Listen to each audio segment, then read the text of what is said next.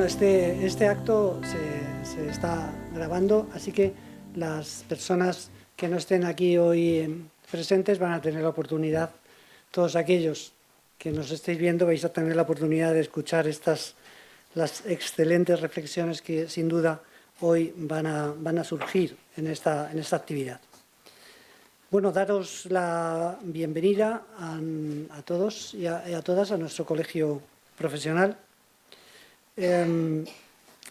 Tenemos que agradecer la asistencia, pero también la participación de las personas interesadas que han acudido a esta primera actividad que se enmarca bajo un inspirador lema, Daniel Kahneman, el legado. Se trata de una serie de actos, de eventos que se van a llevar a cabo a lo largo del año 2024 en Madrid para rendir homenaje a uno de los autores más influyentes en el ámbito de la economía conductual y la psicología económica. Estos eventos, organizados conjuntamente por nuestro Colegio Oficial de la Psicología, el Colegio de Economistas de Madrid, la Sociedad Científica de Economía de la Conducta, la Fundación Personas y Empresas y Evidencia y University, celebran el inmenso impacto y la contribución de Daniel Kahneman, Premio Nobel de Economía, a estas disciplinas. Kahneman nace en el siglo pasado, en el año 1934, psicólogo y economista israelí-estadounidense, conocido por su trabajo pionero en el estudio de la toma de decisiones y el comportamiento humano bajo incertidumbre. Recibió el Premio Nobel de Economía en 2002 por haber integrado aspectos de la investigación psicológica en las ciencias económicas, especialmente en lo que se refiere al juicio humano y la toma de decisiones en condiciones, como decíamos antes, de incertidumbre. Su libro, Pensar rápido, pensar despacio, ha sido aclamado como una obra fundamental en la comprensión de la psicología económica.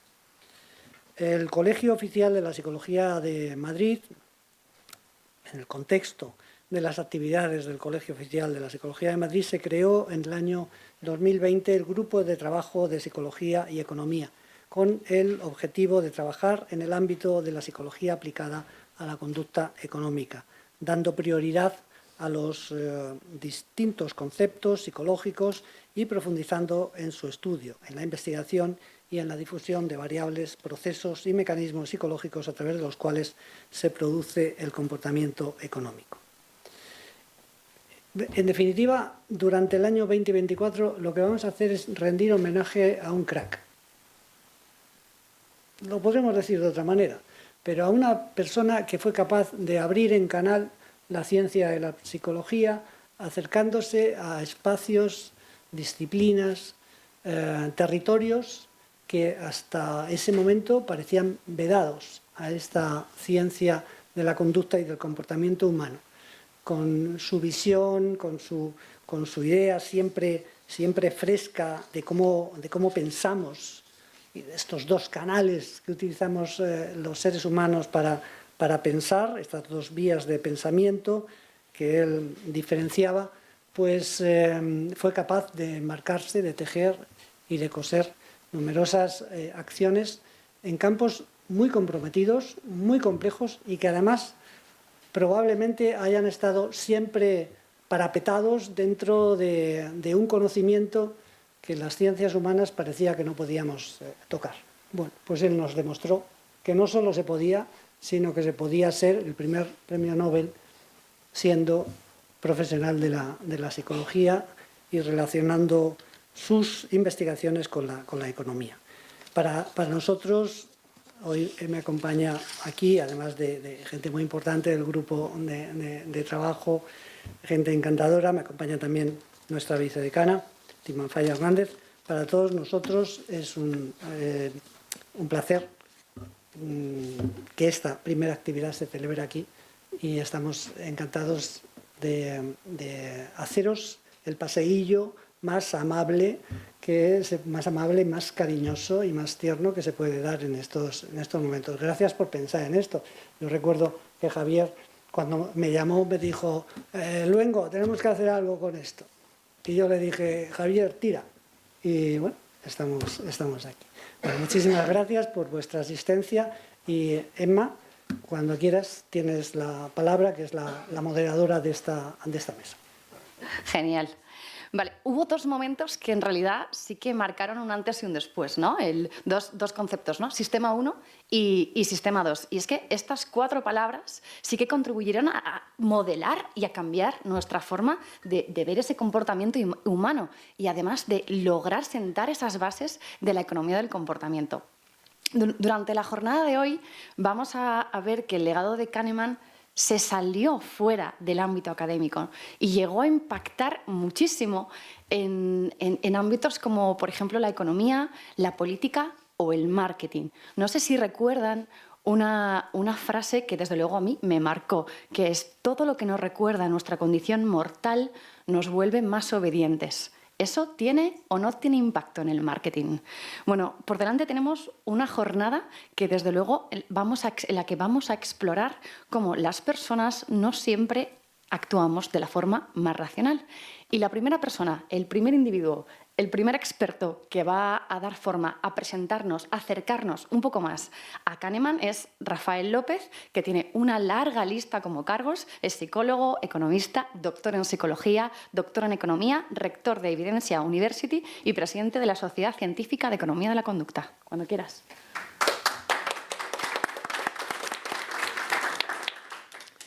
Bien, pues muchas gracias al Colegio de Psicólogos por acogernos y dejarnos trabajar dentro de este grupo de Psicología y Economía tan apasionante que gracias desde mi posición como presidente de la Sociedad Científica de Economía de la Conducta, como representante también del Observatorio de Economía de la Conducta del Colegio de Economistas de Madrid, pues que para mí es un gran honor estar aquí hoy con todos vosotros. Y me ha tocado en la primera parte de la biografía, ¿no? Entonces, bueno, si tenemos un lema, ¿no? En este logotipo que hemos hecho con la cara de Kahneman, teniendo en cuenta que... perdón. Vale. Y aquí le doy a este. Y si no me equivoco... Ahí, en aquí. Esta es la que estaba preparada para la biografía. Me lanzaba ahí. Venga, muchas gracias. Bien, entonces, decíamos que tenemos en este logotipo, donde tenemos ahí la cara de Kahneman y pone 2024 año homenaje, pues también ponemos comprendiendo al ser humano, el legado, porque realmente el legado de Kahneman nos ayuda y nos acerca a entender al ser humano. Entonces, esta biografía os la voy a contar ya no tanto con datos biográficos, que sí tenemos algunos, sino dándole un poco la vuelta, ¿no? Vamos a intentar entender al ser humano que había detrás del personaje, ¿no? De Kahneman, del autor. Y bueno, empezamos con un dato que es el año de nacimiento. Nace el 5 de marzo del 34, fallece el 27 de marzo del año 2024. Es decir, marzo de este año, pues justo cuando había cumplido 90 años de edad. Es curioso, este hombre nace en Tel Aviv, pero nace en Tel Aviv casi por casualidad, porque en el momento en que sus familiares que vivían en París, pues están de viaje, pues un viaje a visitar a unos familiares y bueno, pues se pone de parto la madre de Kahneman, que se supone que no era, se adelantó un poquito y pues nace en Tel Aviv, ¿no? En ese momento Palestina estaba bajo el mandato británico. Esto, pues en cierto modo, también nos va a ir haciendo ver un poco, ¿no? el entorno y la identidad que se genera, que el propio Kahneman genera. Y que viene marcado por la época en la que él vive en París con su familia y que fue la época en la que París estuvo ocupada por los nazis. Entonces, ellos realmente, la familia era de origen lituano, eran emigrantes viviendo en París, como decía. Kahneman nace en París, nace en Tel Aviv, pero como fue coyuntural, volvió rápidamente y su infancia realmente la pasa en París. En 1940, cuando es ocupada por los nazis, pues en ese momento él vivía allí y tienen una situación que, bueno, luego no fue tan mala como fue para muchos otros judíos, pero que en ese momento pues fue un poco de shock, porque al padre le detienen en la primera gran redada que hubo en Francia en contra de los judíos, pero este hombre pues tenía la suerte de trabajar en una empresa y el dueño de la empresa tenía contactos políticos y bueno, estaba bien relacionado y consigue que le saquen de la cárcel. Entonces, él vive con su familia en esa época en París, pero su familia no fue digamos, llevada a ningún campo de concentración ni detenida. una vez que, bueno, él cuenta una anécdota que dice que le marca especialmente en esta época, que es, pues bueno, que cuando estaba jugando de pequeño con unos amigos, ellos tenían que llevar la cruz de David bordada o cosida en las camisetas que llevaban o en la ropa que llevasen. Entonces había toque de queda, a X horas tenían que, a partir de esa hora no podían salir los judíos a la calle, y él pues se entretiene, dice que se entretiene, esto lo cuenta en alguno de sus libros y en algunos de los documentos que deja escritos, pues él se entretiene jugando con otro amigo que tenía cristiano en otro barrio donde vivían los cristianos. Y se le pasa la hora del toque de queda y tiene que volver, y entonces dice, bueno, a ver qué voy a hacer, que tengo que volver para mi casa, y coge y se da la vuelta al jersey y se pone la estrella de David para que no se le viese. Y entonces empieza a andar y de pronto ve a un soldado nazi. Y además él concretamente dice que se asustó especialmente porque le dijeron que los que llevaban el uniforme negro, esos eran especialmente peligrosos, porque eran los de la SS. Y tal, el hombre, ley de Murphy. Ahí estaba el soldado vestido de negro y le llama.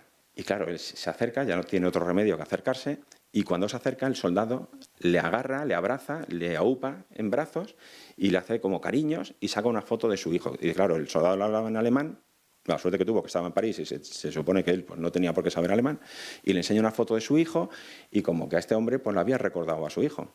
Y ya está, le da ahí 4 abrazos, le suelta y encima le da dinero. Y dice, toma, ¿y esto para que te compres algo?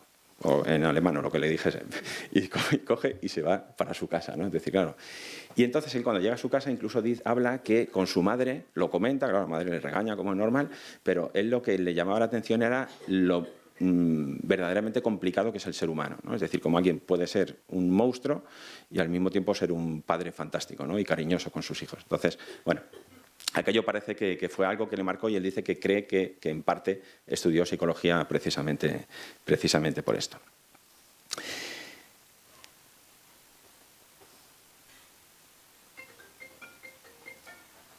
Bien, como trayectoria, un poco por finalizar y no enrollarme mucho más, hay alguna otra anécdota interesante al final, pero rápidamente, también para dar algún dato de su biografía, pues es evidentemente psicólogo, se licencia en Israel en psicología, hace un máster en matemáticas en la Universidad Hebrea de Jerusalén, que eso es algo que él dice que también le marcó, porque es decir, al final lo que crea y lo que investiga, pues dice que en gran parte es gracias al tener una buena base matemática.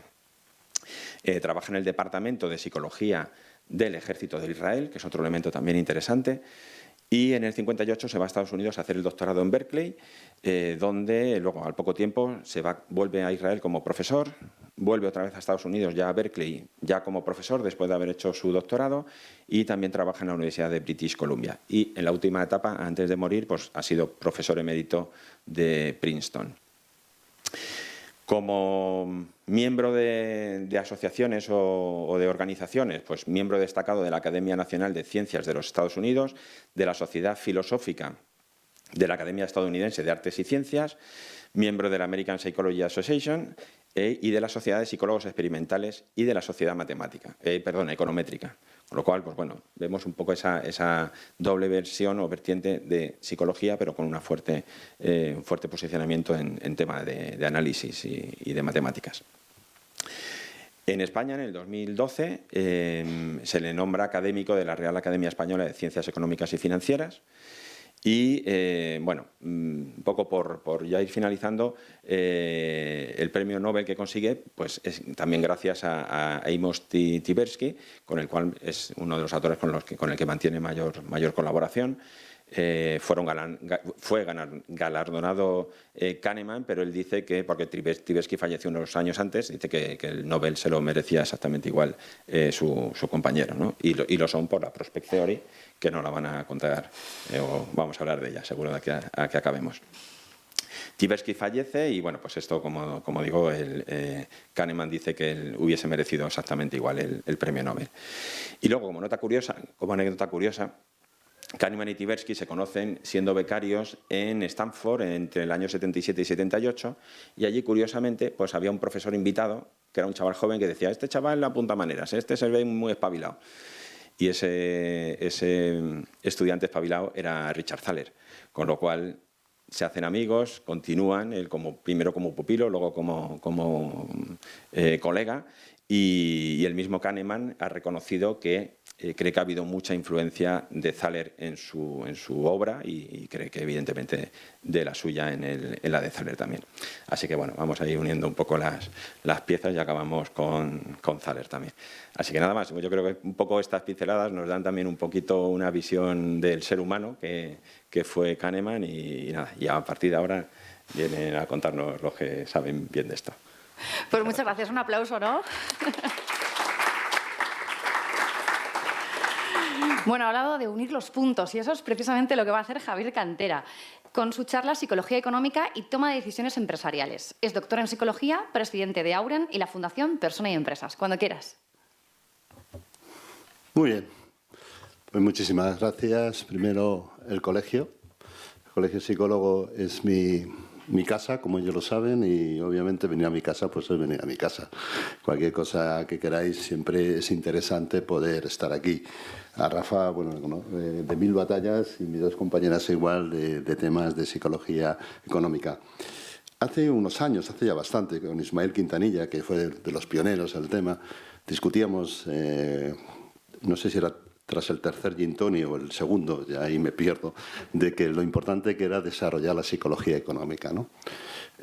Yo creo que en España se ha hecho poco esfuerzo en psicología económica y economía de la conducta y ese déficit, desde que yo conozco a Adrián Navalón, que está aquí, que lleva el grupo del Colegio de Psicólogos, se está haciendo de maravilla. Y espero que dé sus frutos porque creo que hace falta una formación más reglada en psicología económica en las facultades de psicología, desde mi punto de vista. ¿Yo qué voy a explicaros? Pues voy a explicar una cosa práctica, es decir, del año 2015 empezamos a trabajar con los supuestos de Kahneman, que por cierto yo tengo el honor de tener un mail firmado que me envió hace tiempo, le tengo guardado, no sé si un día lo pondré en el despacho y todo, porque para mí era un maestro cuando me contestó a un mail debido a la osadía mía de preguntarle un tema, ¿no? Para mí la obra de Daniel Kahneman representa la idea de un científico aplicado en la psicología, lo cual pues siempre aquellos que nos hemos creado en la psicología científica nos parece que es un elemento muy importante.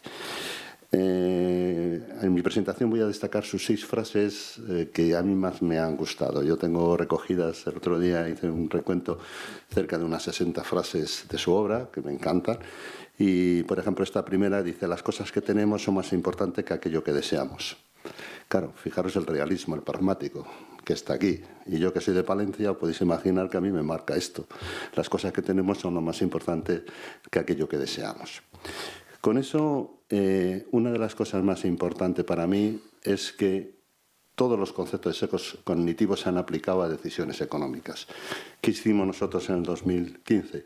Aplicando en las decisiones profesionales. ¿Por qué? Porque hay que tener en cuenta lo irracional como un elemento muy influyente en decisiones de enorme calado profesional.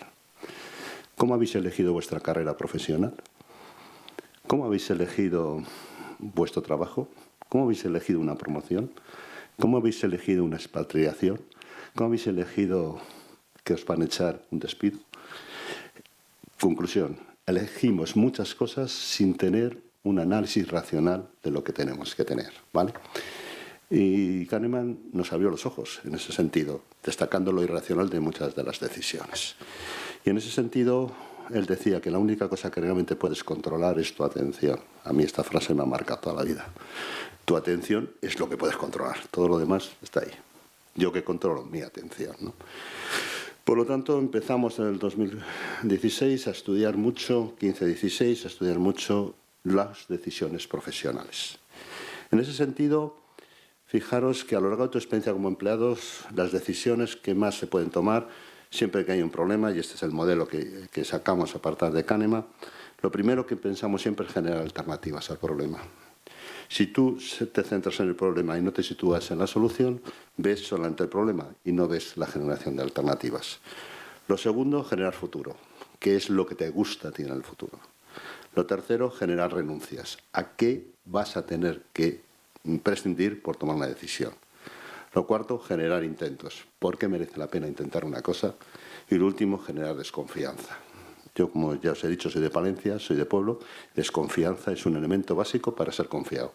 El que no desconfía nunca va a poder ser un buen confiado. Por lo tanto, yo tengo esa desconfianza de pueblo, de por dónde me viene qué voy a hacer. la desconfianza, te enseña mucho Kahneman, que es un gran percursor racionalista. Al final, los 5 prismas para ver un problema que dice este modelo que ideamos a partir de Kahneman es lo posible, lo deseado, lo que renuncia, lo que debes intentar y lo que debes desconfiar. Y este modelo lo hemos aplicado, como os decíamos, a todos los temas que vamos a ver a continuación. Decía también Daniel Kahneman, la vida de un ser humano ha de ser, en parte, una búsqueda de significado. Fijaros que ahora tengo esto de decir que no es solo la búsqueda de significado, sino en parte tenemos que buscar este significado.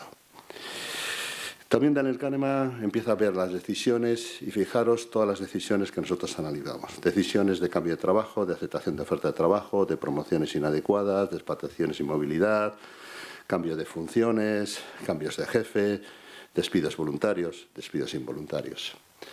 ¿Qué estudio? ¿Estudio trabajo? ¿Qué empleo elijo? ¿Cómo asumo un puesto más de alto nivel? ¿Me voy fuera de España expatriados o no? ¿Cambio a otra área de la compañía? ¿Cambio yendo de un jefe? ¿Me voy a otra empresa a trabajar? ¿Qué hago yo cuando me echen? Y falta una que también ahora estoy trabajando mucho, que es el tema de la jubilación. ¿Qué hago cuando te jubilas, ¿no? Por eso yo he creado lo de becarios senior, que os animo a todos a apuntaros a mi sindicato de becarios senior, ¿no? Es decir, todas esas decisiones son decisiones que tomamos muy irracionalmente y no las tomamos racionalmente.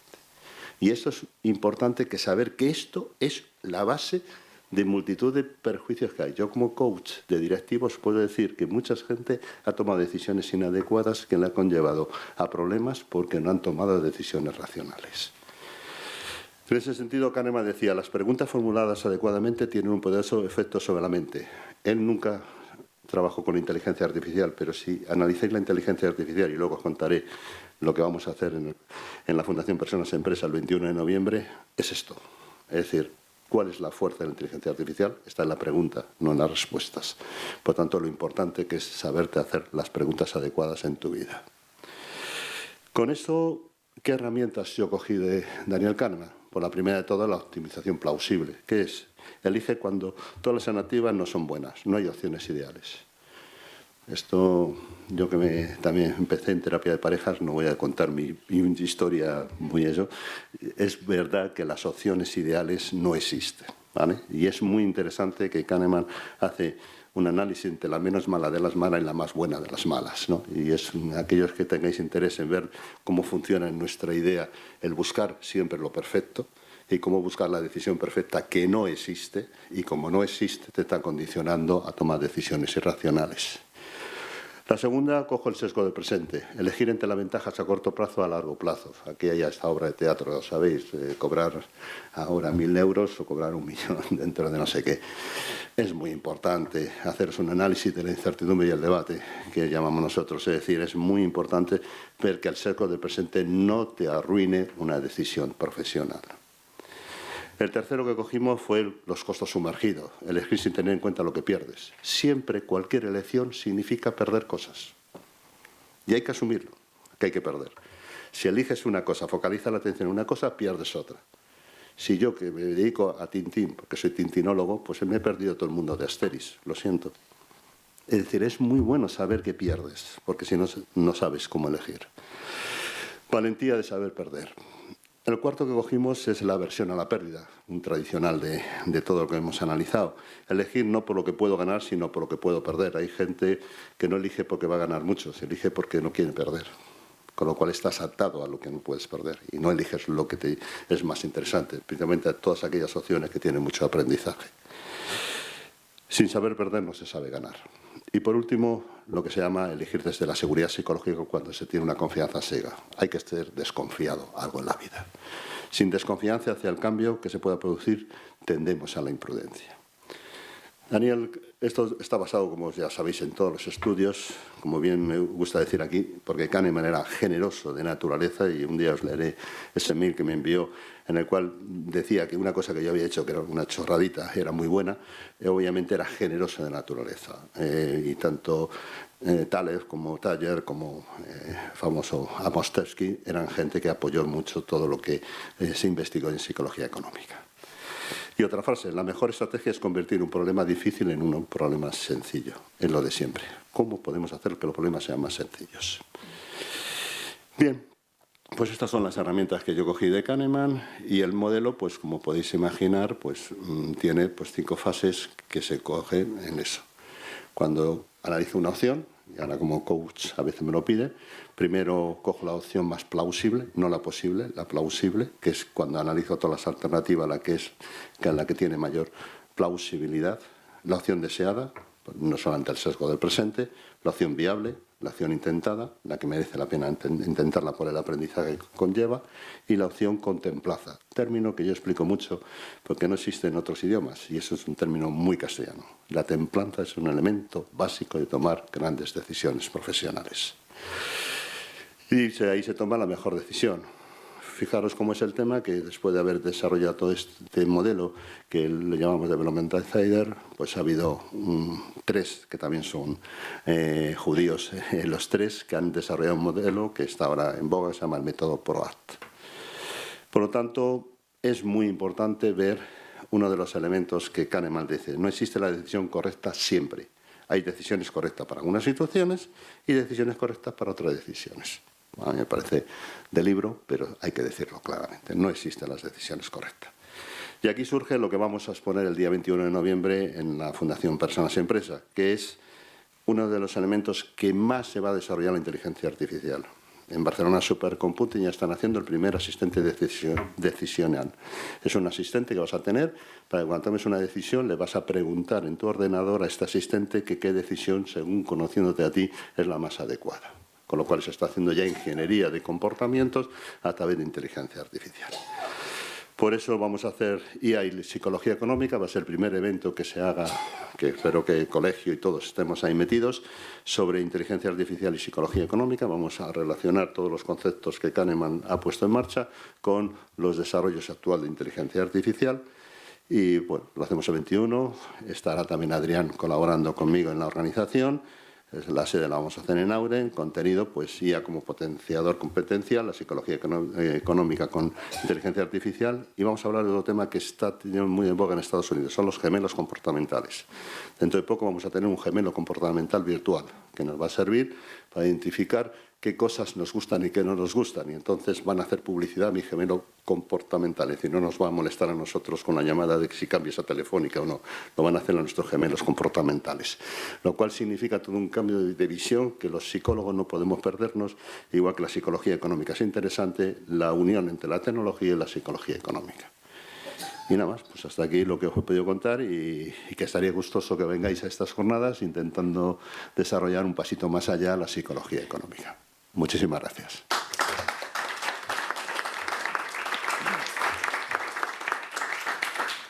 Oye, Javier, yo me he quedado súper intrigada. ¿Qué le preguntaste a Kahneman? ¿Ah? ¿Qué le preguntaste a Kahneman?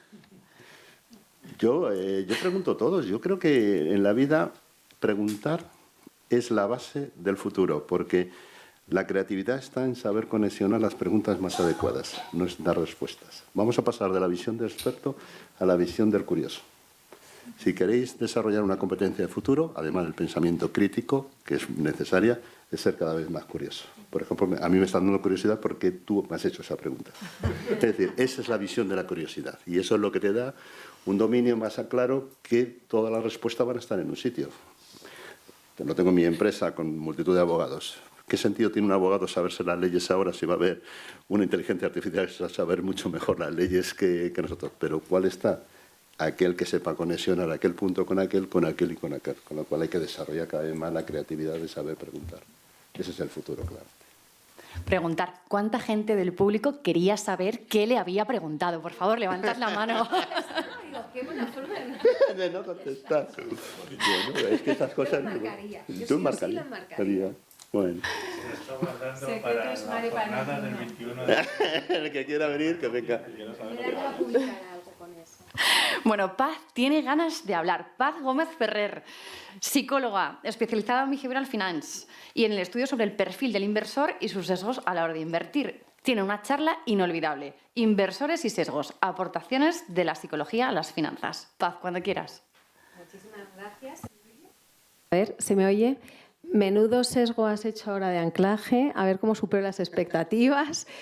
Bueno, pues dar las gracias al Colegio Oficial de Psicólogos por la oportunidad para que el grupo que estamos aquí, yo represento a todos, yo estoy aquí hoy, pero hablo en nombre de muchos y compañeros que hemos estado ya en otros colegios y en conferencias y estamos haciendo esta divulgación. Gracias a mis compañeros que podemos conocer ahora un poquito más sobre la vida de Kahneman y me ha parecido muy interesante, yo soy una friki de inteligencia artificial y mi objetivo de hoy es contaros un poquito, voy a pasar la diapositiva, pues mi experiencia como Behavioral Finance. Yo vengo del mundo de la psicología y tengo aquí a una gran profesora y mentora que es Lucía, también a Luis Picazo cuando me formé en coaching. He compartido con algún mentor en Iberdrola que no se acuerda de mí con algunos y entonces, bueno, reunirme de personas con las que he ido evolucionando personalmente me hace ilusión. Pues fijaos, partimos de la base que el hombre parece que era racional, ¿no? Y está el Homo economicus, donde todas las decisiones que se toman económicamente parecían que eran racionales para que los mercados fueran totalmente eficientes.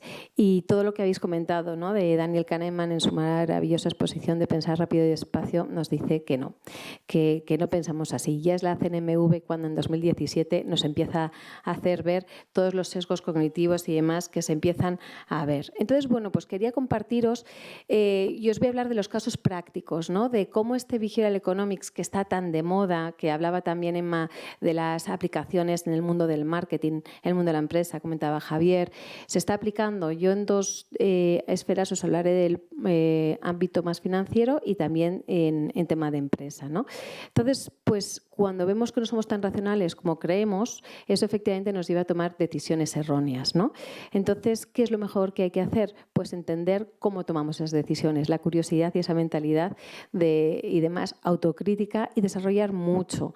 Entonces, aquí Kahneman sobre todo nos desafía mucho en cómo desafiar los pensamientos más intuitivos, que son los que nos llevan a errores. Entonces, este campo aúna esas dos ramas de conocimiento, economía, psicología, y muy importante, incorporando el método científico, lo explicaba también Javier muy bien, ¿no? Yo me acordaba de las clases de psicología, de creación de hipótesis, y en Luria veíamos refutación de hipótesis, Pavlov, variable, condicionamiento clásico, operante. Bueno, pues todo eso que parece que dices que voy a hacer con ello, más allá de la consulta clínica, luego años más tarde lo vemos en empresas, ¿no?, el testeo y la experimentación. Vamos a ver, si yo le digo a la audiencia ahora mismo y contesten rápido, por favor, 2 más 2. Muy bien, estamos todavía dormidos en esto. 4 más 4. Termina la frase. Más vale pájaro en mano. Muy bien, acaban de ustedes ser sometidos al sistema 1. Si ya empiezo 4 por 4, más 8, por 40. Ya vamos al sistema 2. Vamos un poquito a necesitar un espacio más reflexivo. ¿Qué pasa? Que el sistema 1 es lo que Kahneman y Tversky vieron, es el sistema más rápido. Si viene ahora un tigre por la puerta, el sistema de supervivencia nos dice sal corriendo. No nos quedamos analizando, mira a ver la velocidad, mira si es grande, pequeño, por dónde. No lo analizamos porque nos come el león. Entonces, gracias a este sistema, es rápido, es intuitivo, tomamos muchas decisiones. Problema y error que nos surgen los heurísticos, ¿no?, esos atajos mentales para poder sobrevivir, pero también los sesgos, que son los errores cognitivos sistemáticos que hacemos, y veremos ahora algunos, que nos llevan también a errores a la hora de tomar decisiones. Entonces, desde aquí, ellos veían que más del 95% de las personas estamos tomando siempre el sistema 1. ¿Por qué? Porque el sistema 2 nos lleva a decisiones más precisas, pero nos lleva también a la carga mental. Y por ahorro también muchas veces el cerebro prefiere siempre tomar sistema 1. Entonces, el sistema 2 es el que nos permite tomar esas decisiones más racionales, las que necesitan más tiempo. Luego veremos lo que son las disonancias cognitivas. Uno de los temas que también se ha comentado aquí es el tema de la aversión a la pérdida, que vamos a ir viendo, que es otro de los temas fundamentales en sus teorías. ¿Por qué Behavioral Finance hoy? Bueno, pues hace ya 4 años, me formé en ICADE como psicóloga financiera, nos damos cuenta, y hay algunos estudios en 2015, que nos hablan del 44% de la población nos habla de su situación financiera como la principal causa de estrés en su vida. psicología, estrés, ansiedad y mucho es separación y divorcio, pero en el fondo es un tema económico, cómo voy a sobrevivir con esta situación. Salud financiera, una herencia, o has tenido una deuda, o has quebrado la empresa. Y también lo que nos dábamos cuenta, y esto es un estudio que también que hace BVA, que corroboramos con Cobas, es que no existe esa educación financiera como para poder tener ese bienestar financiero. Con lo cual, estos temas sí que son de importancia y no estamos preparados. Con lo cual, no sé si os acordáis del MiFID famoso que salía de la idoneidad a la hora de invertir, donde ibas al banco y te asesoraban y cogías cualquier producto bancario, pero no sabías si realmente era para ti o no. Yo he tenido familiares que contrataban productos cuando tenían una esperanza de vida muy corta por enfermedad o porque su perfil de inversión era totalmente conservador. Entonces, todo eso nos hizo ver que es muy importante que la economía del comportamiento es esa caja de herramientas que nos ayuda a tener una visión mucho más analítica de las motivaciones y decisiones y a desarrollar sobre todo soluciones.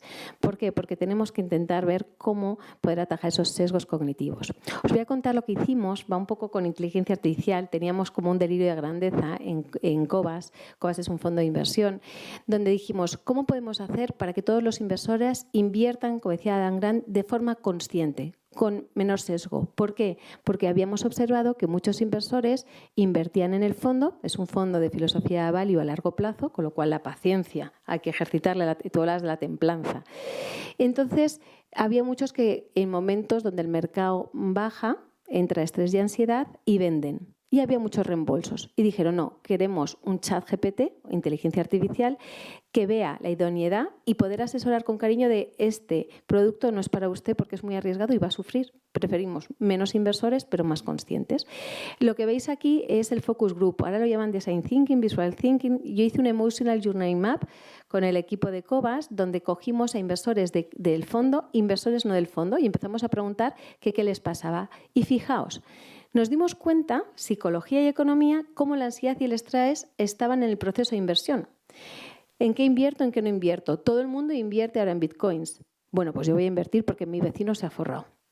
No, es que ahora en fondos, o yo. Y entonces, cómo los procesos mentales y cognitivos, pero sobre todo emocionales, varían en las distintas etapas de inversión.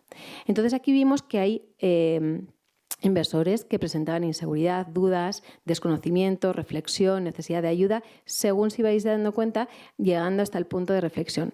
¿Qué nos dimos cuenta? Que existían muchos gaps. Para que fueran inversores conscientes, aquí empezaron a emerger todos los sesgos. Esta es la curva emocional del inversor y esto está ya constatado, ¿no? El cómo una persona puede pasar momentos de euforia, de depresión y optimismo. Y esto leyendo el libro de Kahneman, repasando, ¿no? Cuando venía y digo, fíjate que hablan de la heurística del afecto, ese predominio de las conclusiones sobre los argumentos es más pronunciado cuando hay emociones implicadas. Y la actitud emocional determina nuestras creencias. Paul Slovic, profesor de psicología de Oregón, ¿no? Entonces, nos damos cuenta que no solo son los sesgos cognitivos, también son los sesgos emocionales, estados emocionales. Entonces, de ahí surge Brainvestor, que es una aplicación de psicología financiera, es gratuita, que lo hacemos con un estudio de investigación y un observatorio con la Universidad Pontificia de Comillas, con ICADE. ¿Qué hemos hecho? Hemos patentado un test del perfil del inversor y hemos hecho un test de sesgos cognitivos. Lo cruzamos y si os descargáis la app, y bienvenido el feedback, porque estamos en observatorio de aprendizaje, lo que hacemos es ver la correlación existente en tipo de inversor que soy yo, por mi personalidad, mis experiencias pasadas, versus los sesgos que aparecen. Entonces, os voy a comentar ahora algunas de las conclusiones. ¿Cuáles son los principales sesgos a la hora de invertir que más hemos visto en los últimos años? Aversión a las pérdidas, claramente. Y me decían, Paz, en los estudios, con las estadísticas veíamos que es verdad que a mayor nivel de conocimiento financiero, menor es la intensidad de aversión a las pérdidas. Pero todos los inversores presentan siempre cierta aversión a las pérdidas. Por eso surgen los reembolsos o porque vendemos las acciones cuando realmente vendemos el peor momento. El sesgo de confirmación. El buscar selectivamente aquella información que corrobore mi hipótesis. Lo vemos mucho también con personas con exceso de confianza. O el sesgo anclaje, cuando tenemos anclado un dato y sobre ese dato, que suele ser más en ese primer dato, es el que tomamos las decisiones futuras, ¿no? Sesgo de autoridad, respetamos más o tendemos a elegir en función de la persona que lo represente por la autoridad que le damos. El exceso de confianza, donde está esa sobreestimación, tomamos decisiones sin tener en cuenta otras opiniones y muy fundamentadas en lo que yo creo. Y el sesgo de efecto manada, que no solo en lo financiero, sino que yo creo que es algo que se está viendo mucho ahora con tema de TikTok y demás y en redes, es el efecto arrastre. Nos sentimos mucho más cómodos tomando decisiones porque lo toman el resto y perteneciendo al grupo que estando fuera de él.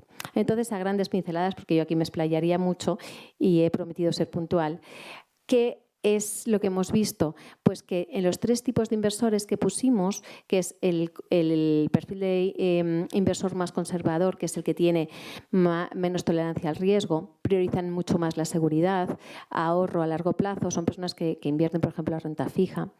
Luego está el moderado, que sí pudiese empezar a tener cierta tolerancia al riesgo y tiene también mayor indecisión, pero sí que se permite jugar su dinero por tener una rentabilidad. Y luego está el agresivo, que prioriza el rendimiento. Una cosa curiosa, cuando medíamos el nivel de optimismo en el test, preguntábamos que qué es para ellos la palabra volatilidad, ¿no?, del mercado. Y ellos, para algunos, representaba la palabra volatilidad riesgo, pánico. A ver, las pérdidas se disparaba. Sin embargo, para otros, volatilidad significaba oportunidad. ¿Dónde están los agresivos? Entre moderados y agresivos con altos niveles financieros se encontraban que para ellos es una oportunidad. Contra, mayor impulsividad. Y ahora os voy a presentar en el estudio con qué tipo de perfil nos identificamos más. Los conservadores veíamos el sesgo de aversión a las pérdidas, el de anclaje, el de coste hundido. El de coste hundido es muy interesante, a mí me gusta mucho porque es cuando le cogemos hasta ese apego, ¿no? No puedo vender esta casa porque es de mi madre, pero te da pérdidas, estás en ruina, pero de mi madre, ¿no? Me acuerdo Marta Sitreci de, pero si es lo mismo, yo no me voy a quitar de esto. Entonces, el coste hundido es cuando en empresas, plataformas, equipos van horriblemente mal y no prescindimos de esa persona o de esa plataforma porque en algún momento hay que rentabilizar el dinero invertido en ella. O en financiero lo vemos con esta participación, no la voy a vender porque tengo que recuperar el dinero que he invertido. Descuento hiperbólico, también más vale pájaro en mano que ciento volando. Pues todo ello nos hace ser muy conservadores. Moderados, sesgo de autoridad, afinidad y arrastre. A veces también tomamos decisiones lo que es más afín, este es de mi pueblo, este viste mejor que yo, es que todos están invirtiendo aquí. Y el agresivo se caracteriza por sesgo de confirmación, percepción selectiva y sesgo de efecto halo. Es decir, le cuesta mucho ver otras alternativas o hacer abogado del diablo, pensamiento crítico. Entonces, todo ello, ¿a qué nos lleva? Nos lleva, en el estudio, me voy a ir más a 2 estados emocionales. No solo eso confluye en cómo invierto yo, sino que aquellas personas que sienten miedo o estado de inquietud invierten en fondos durante menos de 3 años, menos porcentaje de su patrimonio y no asumen riesgos.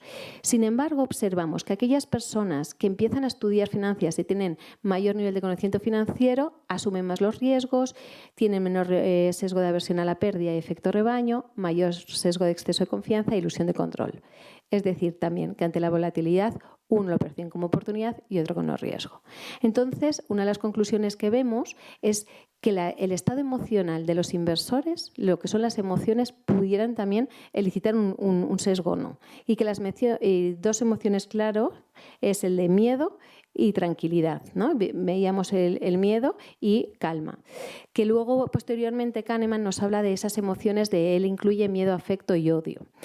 Esa tendencia a desarrollar sesgos va a ir muy vinculado también por otras cosas que son las experiencias pasadas, el aprendizaje por observación, bandura. Aquí existirían un montón de psicólogos muy relevantes que también nos habla del apego que tengo yo a las cosas, al dinero, lo que he visto en casa, cómo se ha percibido una deuda, cómo se ha percibido el dinero. Bien, entonces desde ahí decir que en el estudio también vimos que el perfil del inversor no se cataloga por esos 3 tipos, sino que varía y el momento vital es crucial. Somos mucho más arriesgados cuando no tenemos cargas familiares y lo que vemos es que, por ejemplo, los jóvenes de clase social media alta que tienen mucho dinero por herencia, que han recibido mucho dinero sin cultura del esfuerzo, invierten mucho más de forma impulsiva y sin pensar, con menor pensamiento crítico, porque no existe ese apego al dinero, lo que ha supuesto o no ha vivido a lo mejor en su casa una situación económica difícil. Que significa que ahí ya empezamos a ver también otro de los sesgos, también en función de momento vital, edad y demás. Me preguntan mucho de diferencia entre hombres y mujeres. No podemos contestar afirmarlos mucho porque a mayor nivel económico de las mujeres, a nivel financiero, se igualan. Pero sí decir que las mujeres llevan peor la gestión emocional cuando hay pérdidas, que suelen ser más conservadoras y que invierten en renta fija. Les importa mucho el que pasará el mañana, el largo plazo. Bueno, y aquí ya voy terminando. En empresa, que estoy haciendo ahora una investigación, os quería decir, no solo en el mundo financiero, trabajamos mucho el Behavioral Economics en todas estas cosas, en refuerzos, castigos, mantenimiento de conducta, extinción de la misma, en equipos para cambiar culturas. Y ahora todo el mundo que está en la era digital, necesitamos un mindset. Entonces, Darwin decía, te tienes que adaptar, más incertidumbre que la hemos vivido con el COVID. Pues más allá de las teorías darwinistas, yo me iría a Nassim Taleb con el libro de Antifrágil que dice, no nos debemos solo adaptar al medio, sino anticipar a él. ¿Qué ocurre? ¿Dónde se ven las resistencias al cambio? En aquellas empresas, ahora sí que llaman a psicólogos, Lucila, a empresas. Antes, lo mismo, Luis Picazo, antes los psicólogos en empresas, no. Ahora ya es psicólogo para las resistencias del cambio. Yo hice coaching con todo el cariño del mundo para poder entrar en empresas. Solo entrábamos los coaches. Digo, a ver si así lo consigo, un poco marketing y demás. Y ahora es la resistencia al cambio es horrible, no quieren cambiar, la cultura, la gente está desanimada. ¿Cuáles son los sesgos que hemos observado a la hora de innovar? El sesgo de status quo, autoridad, lo bien que nos va así, ¿para qué vamos a cambiar? Siempre se ha hecho así. El sesgo de costo hundido, el sesgo de exceso de confianza, ciegos de éxito, muchos de ellos, y el sesgo de efecto de arrastre o manada, que ya los he explicado. Bueno, pues todos ellos, fijaos, que a ello se suma, y de ahí la psicología en las empresas, analizando miedos, modelos mentales, creencias, el miedo a equivocarnos, a fallar, a no tener éxito, a no saber diferenciarnos. No se trata de innovar sin miedo, se trata de hacerlo aún con miedo. Pregunta que me hacen, ¿cómo podemos pasar de un perfil conservador a un poquito más moderado o agresivo para tener mayores resultados? Pues no se trata de no tener miedo, se trata de hacerlo con miedo, experimentar siendo ese inversor para que veas que tú gestionando el estrés y la ansiedad en esas inversiones no pasa nada, ¿no? Hay esa zona de confort para que haya esa zona de crecimiento y hacerlo posible. Entonces, desde ahí yo termino también como Javier con una frase, ¿no? Que decía Kahneman que no podemos evitar que experimentemos emociones, pero sí podemos controlar o gestionar, como digo yo, nuestras reacciones ante ellas. Así que con ello, dar las gracias a mis compañeros. Si alguien quiere seguir avanzando, hablaremos en Brainvestor y además es gratuito los que quieran investigar más y en la investigación que hacemos con ICADE sobre los sesgos y el perfil del inversor. Muchísimas gracias. ¿Voy bien mi tiempo?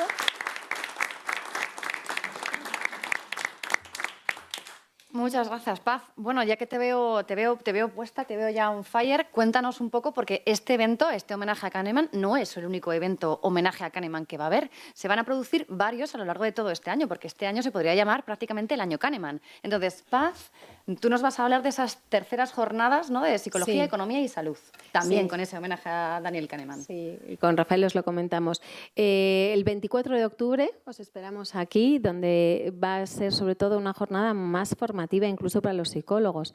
Pensando un poco lo que vamos a hablar es los sesgos de los psicólogos. Yo doy clase de emprendimiento en la universidad y es por qué a veces los psicólogos tienen una mentalidad y no otra, cómo poder ayudar a tener ese desarrollo estratégico y tomar las decisiones acertadas. Muchos psicólogos además tendemos a ser autónomos, freelance, y cómo hacemos el proceso de inversión y cómo podemos a lo mejor pensar en nuestro plan de futuro y qué resistencias yo he observado. Así que en esa mentorización a los psicólogos muchas veces hay unas competencias transversales que se observan y trabajaremos como digamos, esta psicología de comportamiento aplicada en psicólogos.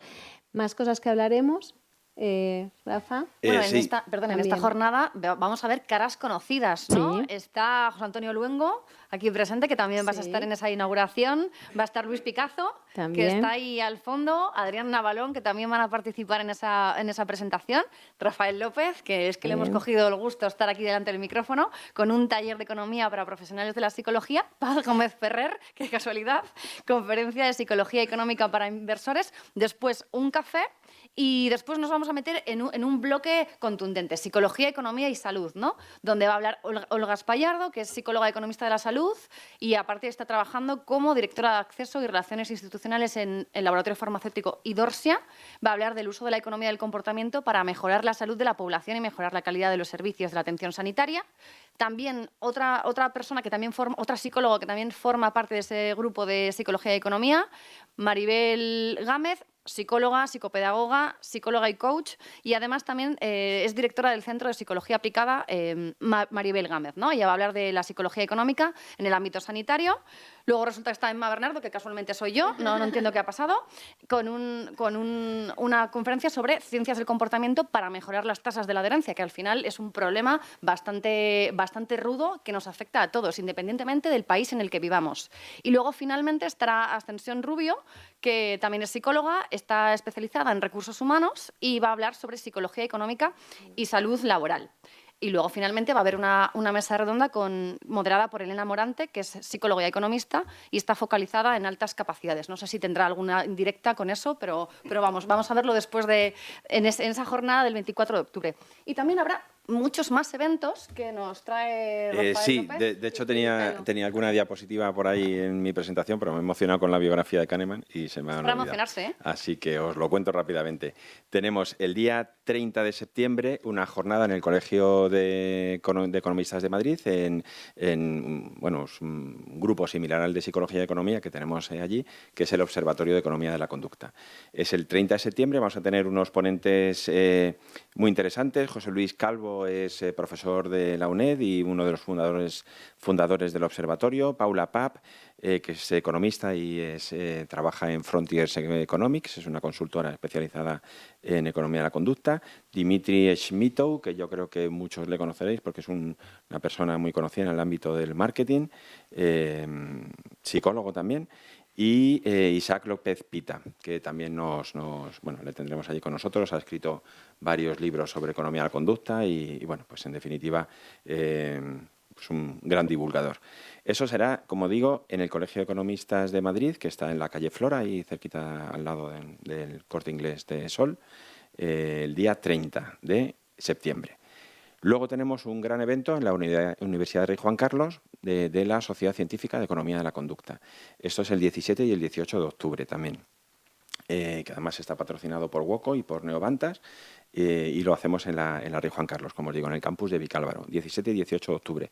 Súper interesante porque va a haber ponencias más de divulgación, pero también hay presentaciones de trabajos académicos de diferentes investigadores. Y la verdad es que se celebra cada 2 años. Hace 2 años lo hicimos en la UNED, este año lo hacemos en la Rey Juan Carlos, y el de hace 2 años fue súper interesante.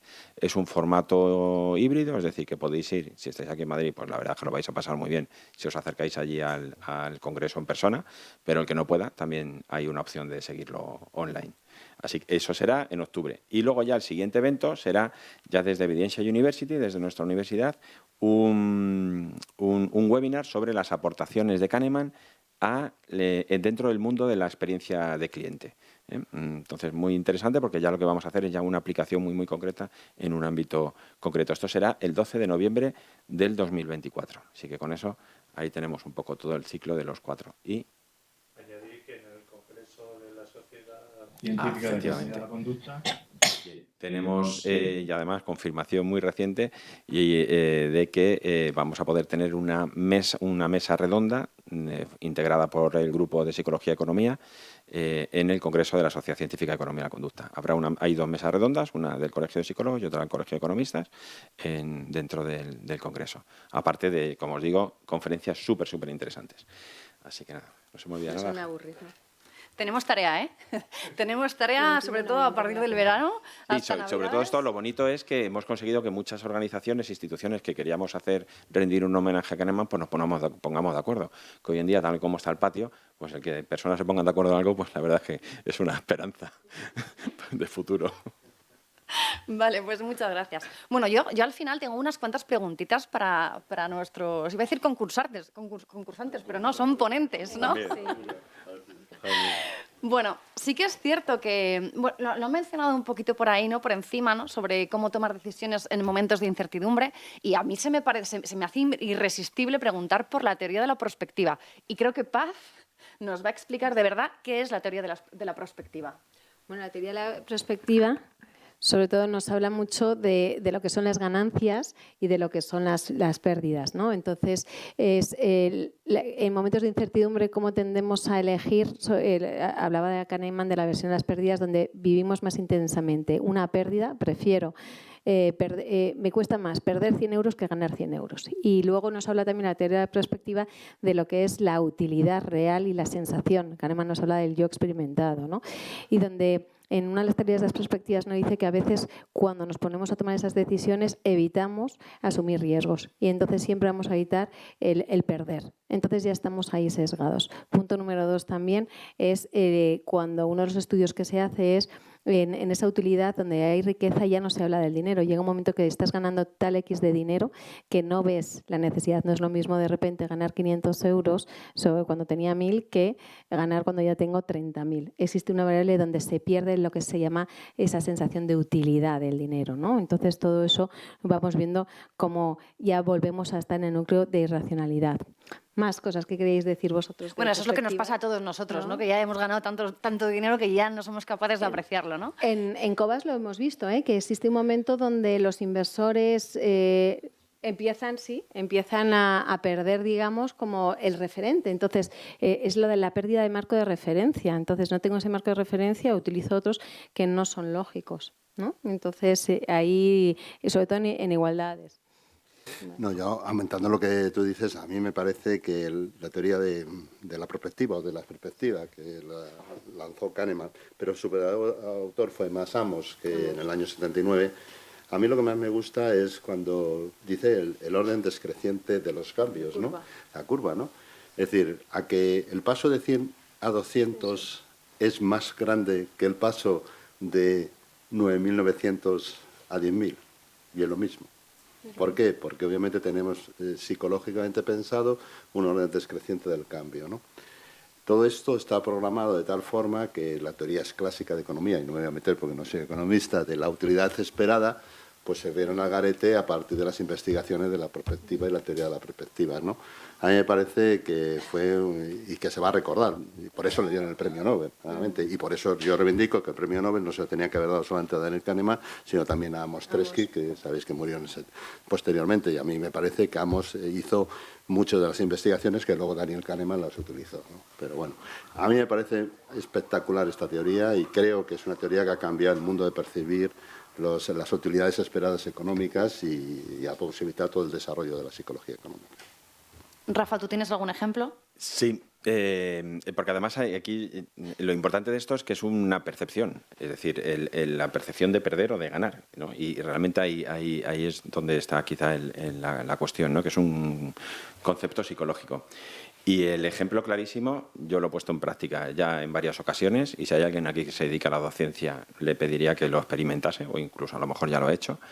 Y lo mejor que hay es cuando empiezan las clases no sé, del cuatrimestre, del semestre, de lo que sea, cada uno en su entorno, es que los estudiantes tengan un 10 de entrada. Y ahora tú lo pierdes. Si no haces esto, pierdes 0,1. Si no haces esta actividad, pierdes un 0, no sé cuánto, y tú vas perdiendo. Bueno, es radicalmente diferente. Lo que hacen por conservar un 10, a lo mejor algunos no vuelven a sacar uno en su vida, es tremendo, ¿no? Es decir, ¿por qué? Porque tú tienes algo. Y lo importante es conseguir instaurar en la cabeza de esa persona que lo tiene. Porque hay algunos que no se lo creen. Si realmente la persona se piensa que tiene algo, va a hacer un esfuerzo mucho mayor por conservarlo, por lo que nos duele perder, que el hecho de tener que ganarlo. Es decir, es mucho mayor el esfuerzo que invertimos en no perder algo que el que invertimos en ganar algo. Y esto es una percepción. Y entonces el ejemplo ese, la verdad es que yo cuando lo he hecho funciona fenomenal. Y de hecho hasta el punto de que es una cosa tan tonta que dicen, no entiendo cómo todo el sistema no es así. En general, cuando ya las pruebas que se han hecho funciona bastante bien, sobre todo con chavales más pequeños, ¿no? Así que, ejemplo. Bueno, me gusta que saquéis este tema porque Kahneman también puso el foco en el contexto, ¿no?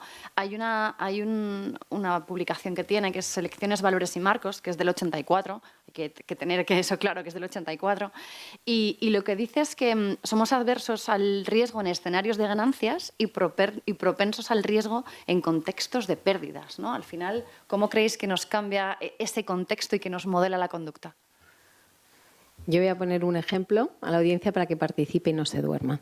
Si de repente se van a un restaurante y pone menú del día, sopa del día con 10% de grasa o sopa del día 90% libre de grasa, ¿a qué restaurante va a ir? ¿Cuál llama más la atención? Este zumo tiene solo un 1% de pulpa.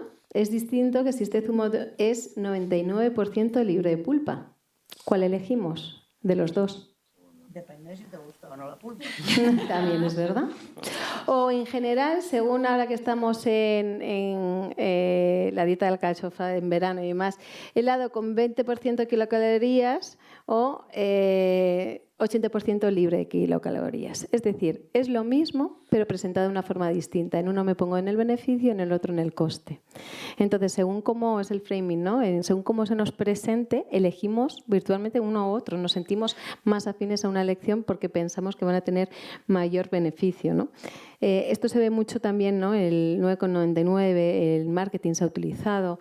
Aquí sí que hay que utilizar, y decimos mucho, lo que es el pensamiento crítico y el pensar un poco, a ver, realmente por qué lo he elegido. Y realmente ahí yo creo que lo que hacemos es activar el sistema 1 de Kahneman que decíamos. No tengo tiempo ahora para pararme a pensar, el que mejor me suene, sesgo de afinidad, proximidad, todos se ponen en marcha. ¿Qué más ejemplos tenemos por aquí? Sí, no, yo deciros que el sistema 1, los sesgos cognitivos, la aversión a la pérdida, tiene mucho que ver la neuropsicología. Es decir, nuestro cerebro está orientado a la supervivencia. Entonces, lo que no queremos es perder. Y lo que no queremos, bajo ningún concepto, es que tengamos que estar pensando en cualquier momento. Sabéis que el órgano que más gasta del cuerpo es el cerebro. Es un órgano que tiene que ser vago, porque tiene que ahorrar energía, porque tenemos que ahorrar energía. Por lo tanto, el sistema 1, los sesgos cognitivos no son malos. Los sesgos cognitivos son humanos, porque están ideados para la supervivencia, para no tomar decisiones. Pues si tú imagínate, si estás conduciendo y estás pensando todo el momento lo que haces. Cuando conduces ya has ideado un sistema 1, lo has metido como tu hábito y te sirve para la supervivencia. Por lo tanto, yo quiero pensar mucho que en los avances de la neuropsicología nos van a entender que por qué muchas veces, muchas de las decisiones, esa aversión a la pérdida está debida a esa orientación hacia la supervivencia que tenemos como ser humano y en sí mismo, ¿no? Por lo tanto, es muy importante las aportaciones de la neuropsicología, el futuro de la psicología económica. No, totalmente. De hecho, hay una frase que suelo utilizar mucho y que, mi doctorado fue sobre expresión y reconocimiento de emociones. Entonces, desde entonces, utilizo una frase que creo que ilustra bastante, ¿no? Todo lo que, digamos, lo que está por debajo de los sesgos, que es la supervivencia. Y para la supervivencia, es decir, siempre ha sido mucho mejor la rapidez que la precisión. Siempre. Eso es indudable. Es decir, en un entorno mucho más hostil que el que podemos tener hoy en día, bueno, o otro tipo de hostilidad, el ser rápido era mucho mejor para sobrevivir que el ser preciso. Entonces, nuestro sistema está programado para ser rápido en primer lugar y luego ya intentamos pensar, ¿no? Sobre todo como respuesta de determinadas emociones. Cuanto más intensidad emocional hay, más respuesta automática tenemos, ¿no? Entonces, eso es importante y cuando vas viendo diferentes, yo como ando metido en muchos fregados, muy diferentes y de cosas muy, muy distintas, pues por ejemplo, pero claro, el chip este de los sesgos y de las emociones y tal, pues lo vas llevando y entonces vas dándote cuenta de cuestiones como, por ejemplo, en el ámbito de la defensa, ¿no? Europa ahora mismo estamos locos con la defensa. ¿Por qué? Porque estamos viendo las orejas al lobo, hay algo que hay bastante cerca, tenemos a los rusos invadiendo Ucrania, no sé qué, y entonces esto de la defensa ha pasado a, de hecho, muchos militares dicen, no, antes con nosotros que no querían ni que saliéramos en la foto. Ahora están todos deseando que vayamos a las conferencias y a las charlas, ¿no? Bueno, pues en una de las últimas charlas que he estado, conferencias como asistente, ha sido una que impartió el almirante jefe del Estado Mayor de la Armada. Y este hombre hablaba de disuasión. Y la disuasión como capacidad militar. Y luego incluso enlazándolo con lo de lo ideal y lo posible. Porque lo ideal sería que no hubiese ejércitos. Pero es que si vemos a la evolución del hombre y entendemos al hombre como realmente es, es que es una necesidad, es un mal necesario. Es decir, ¿por qué? Porque es decir, un buen ejército es uno de los elementos que más contribuyen a la paz.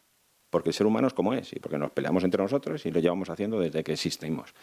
Si en algún momento esto va cambiando, pues posiblemente ese mundo ideal de no existir ejércitos pues estaría fenomenal. Bueno, todo esto, dentro de ese marco, pues este hombre habla de disuasión. Y claro, dice, la disuasión es la capacidad militar que tenga un país, capacidad militar, por ejemplo, Estados Unidos, Rusia, China, tal, pues estos disuaden mucho, ¿por qué? Porque tienen un ejército muy grande. Pero eso está multiplicado por la intención que tengas de hacer uso de esa capacidad militar. Y entonces, por ejemplo, Europa es la Unión Europea, ¿no? Tenemos entre toda Europa pues una capacidad militar relativamente importante, pero a nivel de intención, es decir, la percepción que tienen los demás de que vamos a hacer uso de nuestro ejército es mucho menor que la que podemos tener de un chino, de un ruso o de Estados Unidos. Y entonces alguien con menos, entonces una percepción, ¿no? Entonces dices, claro, esto es un efecto marco. Es decir, es el mensaje que yo estoy lanzando y cómo lo estoy lanzando y lo que los demás perciben.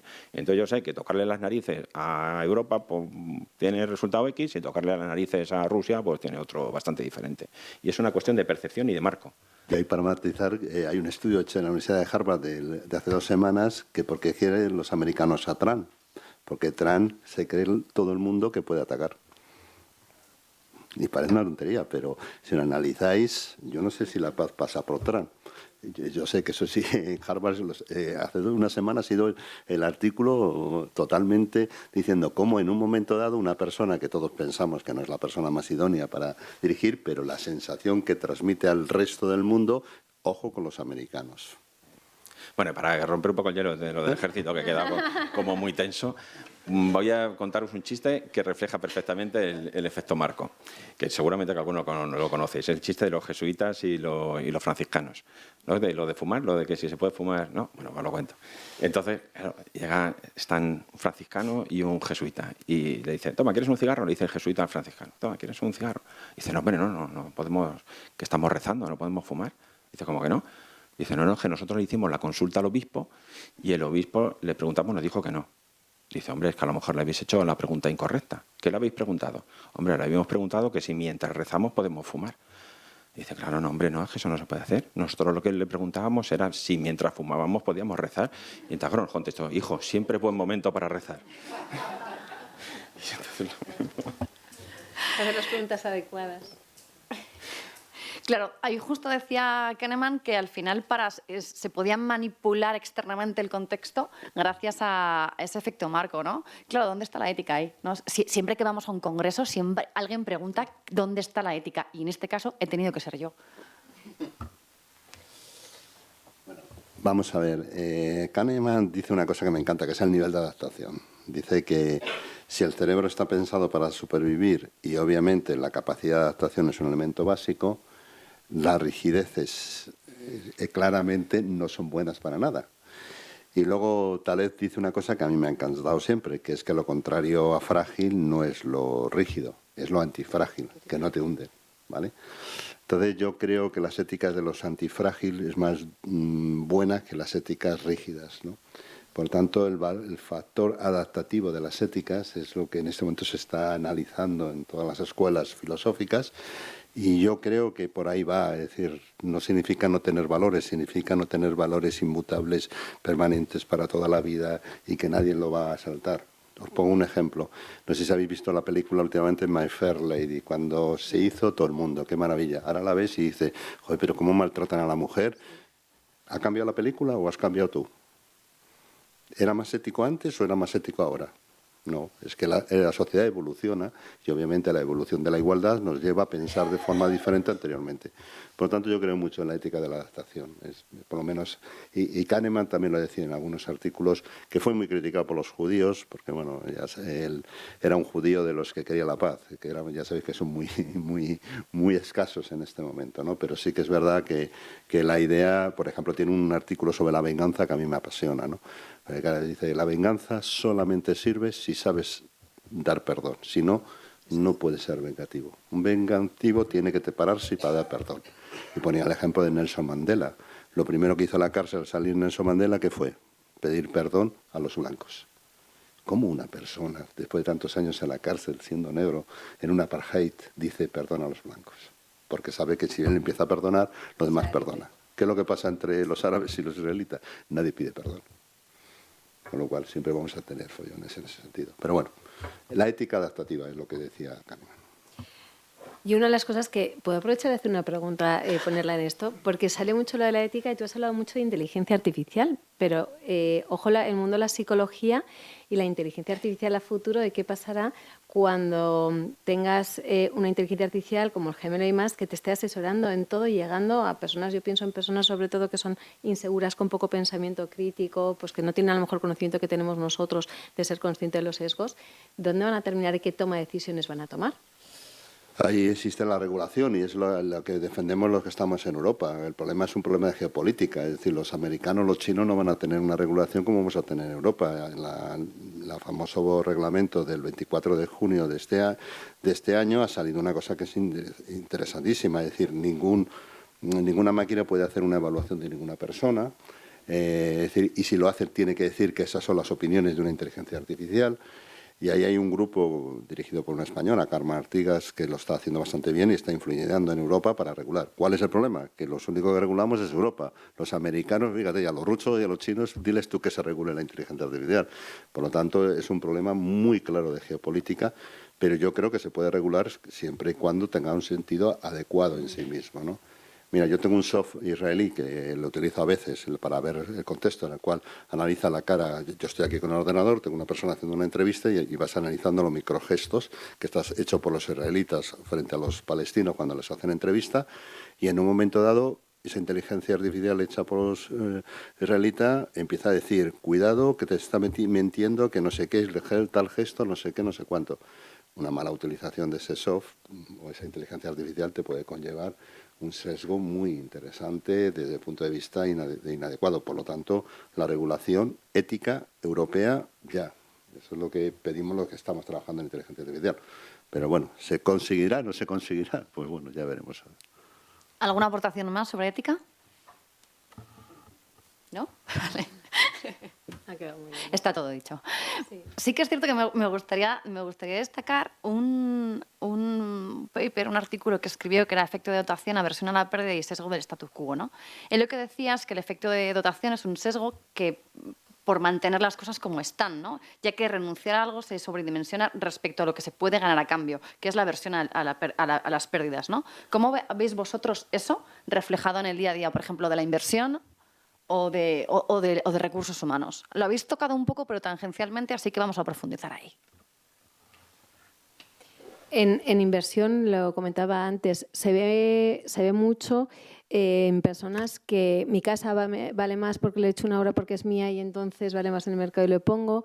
En activos es ese apego emocional que yo tengo y lo sobrevaloro y entonces pienso que está por encima. En recursos humanos también a lo mejor el pensar bueno, es un poco como el exceso de confianza, y a veces lo relaciono, ¿no? Cuando no tienes la capacidad incluso de tener distintas opiniones en que valorarlos y te lleva, digamos, a tomar decisiones equivocadas con personas y con juicios. Entonces, muchas veces eso, el sesgo de dotación, por ejemplo, en Cobas lo que hacemos es, cuando tú tomas decisiones que están así, hacemos como el consenso en los distintos analistas, es, oye, vamos a pensar distintas opiniones, vamos a valorarlo, vamos a hacer lo que en Kahneman lo hablan también en el premorte, ¿no? Que creo que es Guy Klein, que es un autor que lo que hace es vamos a anticipar y utilizar esa inteligencia por una parte preventiva, vamos a anticipar todas las consecuencias que tiene si tomamos esto, y otra es la inteligencia colaborativa. Vamos a poner en común las distintas opiniones y vamos a ver los pros y los contras, que pueden ser dos formas también de intentar no estar tan pensando en lo mío es lo mejor. Una de las cosas que pensaban en geopolítica, llega un momento y dice, las personas no tienen interés, hablas de la ética, cuando ya tenemos el foco de a ver quién puede más y a ver quién gana, que es un poco lo que está pasando también ahora con Rusia y Ucrania, ahí ya se ha perdido la razón. Lo que gana es a ver quién puede más. Entonces hemos perdido ahí realmente los criterios. Entonces es muy importante en todos estos temas establecer una especie de criterios lógicos observables en estados emocionales de neutralidad o antes de invertir. Y luego yo hablo mucho de la palabra estrategia. En coaching hablamos o decías tú, del futuro profesional. ¿Dónde estás? ¿De dónde vienes? ¿Dónde estás y dónde quieres llegar? ¿Cuál es tu propósito de aquí a 3, 5 años? Ahora las visiones las tengo que hacer a 3 años porque el mundo va rapidísimo, ni buca. Ahora estamos en momento rapt, ¿no? Entonces, la complejidad, por ejemplo, lo relaciono con recursos humanos, con el liderazgo. La complejidad del talento de hoy en día es que el mundo es tan rápido, impredecible, paradójico, interconectado. Paradójico, ¿por qué? Porque los líderes de hoy en día tienen que tomar decisiones a corto plazo que muchas veces no se asemejan al largo plazo porque falta la coherencia o el foco de la estrategia. ¿Qué quiero decir? Que cuando vas a una empresa, no sé vosotros la experiencia que tenéis, pero me suelen decir, pero si es que no nos da tiempo a pensar, es que lo que tú nos estás diciendo es que no tenemos tiempo. Digo, a veces hay que parar para avanzar, porque en el sesgo efecto manada hacemos, están en el hacer y correr, pero en una dirección totalmente equivocada. Digo, ¿de qué ha servido todo lo que habéis hecho si nada tiene que ver con la misión de la empresa, la cultura y demás? Entonces, creo que es muy importante a veces que la estrategia tenga una especie como de roadmap, dashboard y más de objetivos observables y medibles y que de vez en cuando se revisen. Eso, por ejemplo, en recursos humanos sí que lo hacemos, ¿no? Y luego cuestionar el porqué. En temas de decisiones financieras, cuando tú te aferras mucho a un activo, recomendamos diversificación de cartera, no estés solo en uno y la misma forma, porque ahí puedes tener mucho sesgo de afinidad, estar ahí en tu zona de confort es lo que me da, pues le pasa a muchas personas con renta fija, y luego que cada cierto tiempo periódico cuestionen realmente por qué lo hicieron y cuáles son las razones objetivas de por qué siguen con ese activo. Y ahí muchas veces no hay una respuesta coherente. Se ve la incoherencia entre lo que yo pienso, lo que yo siento y lo que yo hago. Entonces, de repente ahí empiezan a salir los apegos emocionales, los sesgos, el sesgo de coste hundido sale muchísimo. Ahora, empresas que tras el COVID, todas sus herramientas digitales no sirven, quedaron obsoletas. Hay un libro muy bueno que os recomiendo de Steve Holbach, que tuve la oportunidad de comer con él, que es el director de estrategia de Deloitte en Nueva York, y escribió 2 libros. Fijaos qué curioso el título. Detonate, que es las empresas se arruinan porque les cuesta mucho empezar de cero. Bueno, vamos a empezar de cero y demás. Y el otro es Provoke, que es una vez que ya has desechado lo que no sirve, vamos a provocar el cambio, ¿no? Y yo creo que otra la cosa, hablábamos de la flexibilidad de pensamiento. Alvin Toffler de Educación decía que los analfabetos del siglo XXI no son aquellos que no sepan ni leer ni escribir, son aquellos que no sepan desaprender, aprender y reaprender de nuevo. Entonces yo creo que todo eso, que Kahneman lo dice también muy bien, es esa flexibilidad y el poder trabajar estas cosas, creo que nos va a dar muchas herramientas. ¿Más aportaciones, Rafael? Yo simplemente combatir el sentido común. Yo creo que uno de los grandes problemas que tenemos, y os lo digo yo que soy de Palencia, es que a veces nos encerramos en el sentido común cuando el sentido común depende de un contexto. Y hay contextos en el que ese sentido común no vale. Entonces, bueno, y no sé si me adelanto a tu siguiente pregunta, pero el último libro de Daniel Kahneman, Ruido, dice una cosa que es valiosísima. El contexto condiciona la decisión. Y no dejemos de analizar los contextos. El sentido común no vale para todo. Lo contraintuitivo a veces es mejor que el sentido común. Por lo tanto, no hagamos una generalización de decir, no, virgencita, virgencita, que me quede como estoy. Eso puede valer en un contexto, pero en otros contextos, cuando aprendes, cuando te arriesgas, ¿qué desarrollas? Con lo cual, tengamos mucho cuidado el sentido común porque es un arma muy traicionera si no identificamos adecuadamente los contextos de aplicación. Me gusta que saques el tema de ruido, ¿no? Porque Kahneman dice que el concepto de ruido en la toma de decisiones se refiere a la variabilidad ineficiente e indeseada de los juicios humanos. Cuando Paz contaba que los analistas se reunían, mi pregunta es, ¿había variabilidad? Bueno, sí, ellos me han confesado y alguno de ellos le he hecho una entrevista y dice, mira, tenemos un sesgo que es el sesgo de afinidad. Cuando llevamos mucho tiempo estudiando una empresa de si va a ser rentable o no a largo plazo, que miden todo, si es un family office, miden muchas variables de éxito y de fracaso. Nos damos cuenta que nos encariñamos en esa empresa. Y nos encariñamos tanto que desarrollamos el sesgo de proximidad de afinidad que a veces nos tenemos que reunir. ¿Qué hacen ellos? Primero, antes de mirar la empresa, a veces tienen algunos criterios objetivos para que la emoción no influya. Y algunos de ellos incluso se reúnen y se obligan a hablar, siendo todos nativos en español, hablan en inglés. ¿Sabéis por qué? Cambian de idioma, inglés o francés. Porque cuando cambias a otro idioma que no sea tu lengua materna, no seas a lo mejor tampoco...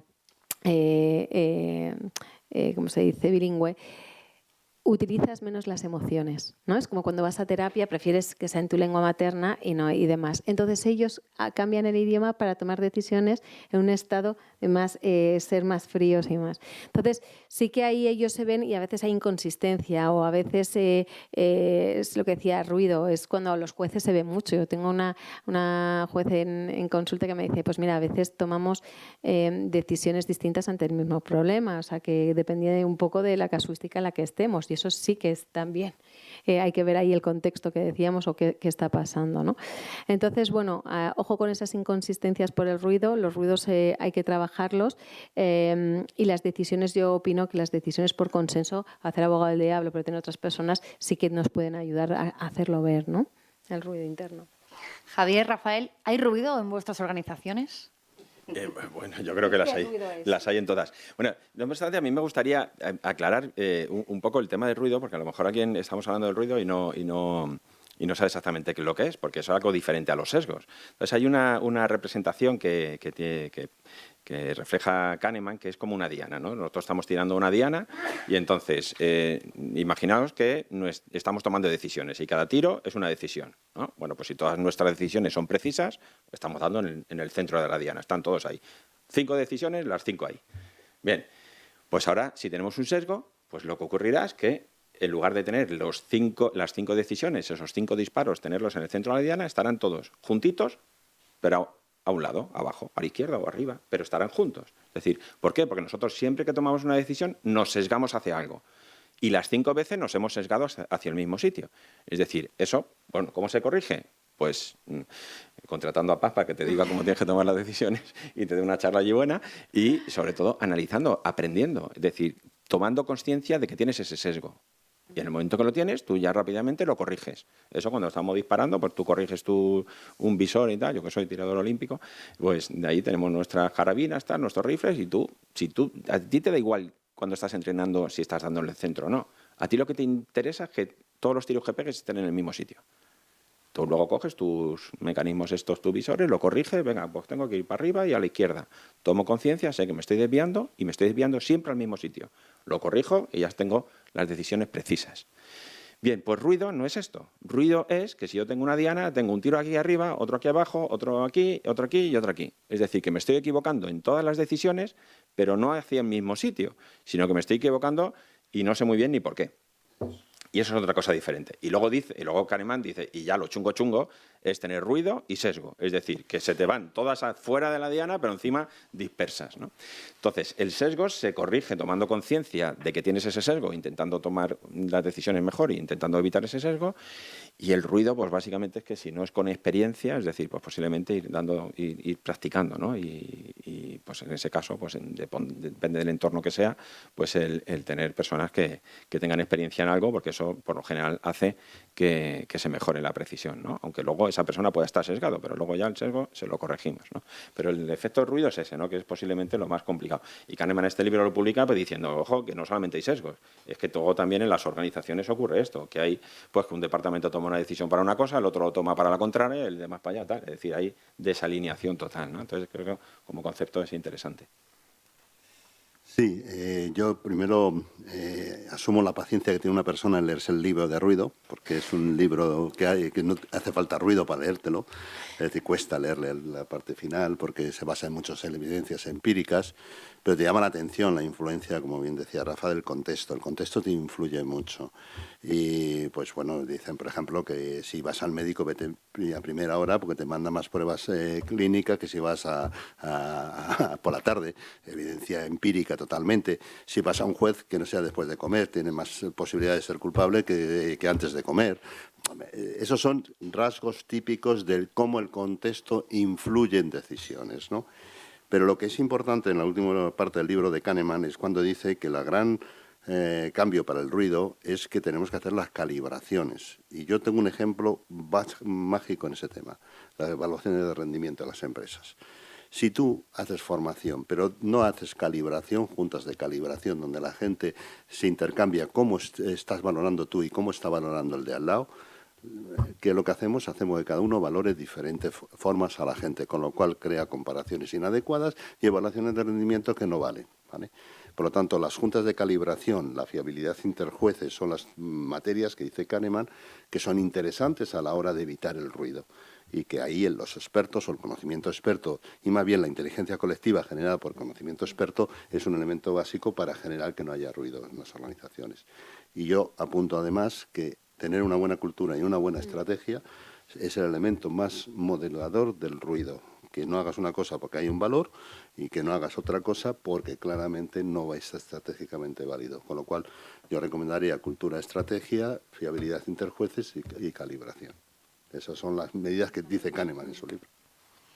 Bueno, y por último, la última pregunta, de verdad, lo prometo, pero no me resisto a preguntar porque todos hemos leído Pensar rápido, pensar despacio, todos lo tenemos, una gran parte de nosotros pues lo tenemos y no lo habremos leído, ¿no? Pero sí que es cierto que tiene otro libro que es menos conocido, que es La falsa ilusión del éxito, y habla sobre cómo a veces el optimismo puede llegar a distorsionar esas decisiones que se toman, ¿no?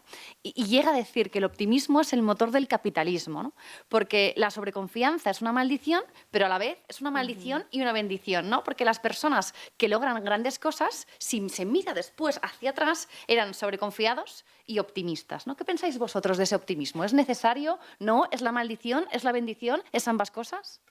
Mira, yo te voy a contestar como contestas si habéis leído el libro, la autobiografía de Seligman. Seligman, que sabéis que es el creador de la psicología positiva, hacia el final del libro dice que cuando leyó a Kahneman dijo, joder, si es que es verdad que a veces el excesivo optimismo puede generar claramente una apreciación inadecuada de la realidad. Yo vuelvo a lo que dice Tal Ben-Shahar, que sabéis que es el catedrático de psicología positiva de la Universidad de Harvard. Dice el optimalismo, que es ser realista, optimista.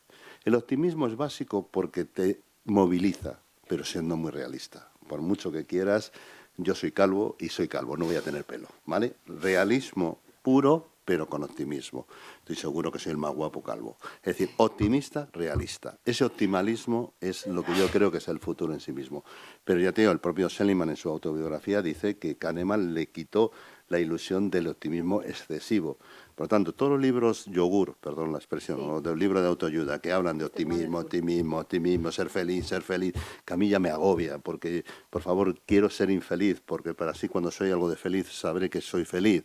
Es decir, eso es lo que para mí creo que estamos en esta dictadura, como dice algún compañero nuestro psicólogo, en una dictadura de la felicidad, que creo que es errónea totalmente, y Kahneman estaba en contra de esa dictadura. Un poco en la línea de lo que dices, que y además a mí me venía el... ¿ahora? ¿Se me oye? El Mr. Wonderful.